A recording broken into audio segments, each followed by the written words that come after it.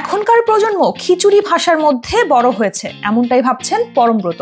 মাতৃভাষার প্রতি ভালোবাসার কথা প্রকাশ করার পাশাপাশি বর্তমান প্রজন্মের ভাষা ব্যবহারের পরিবর্তন নিয়েও কিছুটা উদ্বেগ প্রকাশ করেছেন তিনি।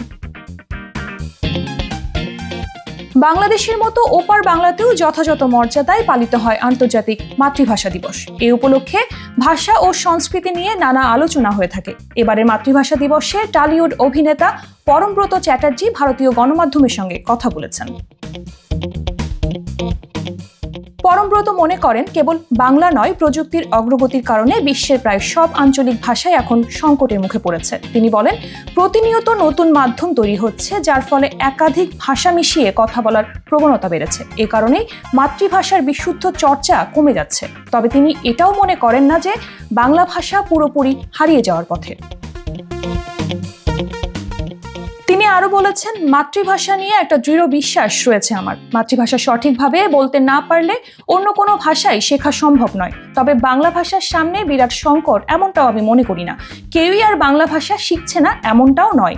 যদিও এটা সত্যি আমাদের প্রজন্মের পরে, অর্থাৎ 90-এর দশকে বা 90 দশকের শেষের দিকে যারা জন্মেছে তারা প্রবলভাবে খিচুড়ি ভাষার মধ্যে বড় হয়েছে।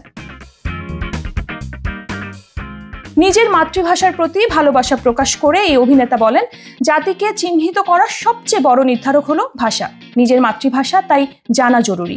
পশ্চিমবঙ্গের বাইরে থাকলে আমি স্বতঃস্ফূর্তভাবে হিন্দি ও ইংরেজিতে কথা বলি, কিন্তু নিজের ভাষাটাও আমি জানি। ভবিষ্যৎ প্রজন্মকে মাতৃভাষার প্রতি আগ্রহী করে তুলতে অভিভাবকদের ভূমিকা গুরুত্বপূর্ণ বলে মনে করেন এই অভিনেতা। তিনি বলেন, প্রত্যেক বাবা মায়ের উচিত তাদের সন্তানদের বাংলা শেখানো।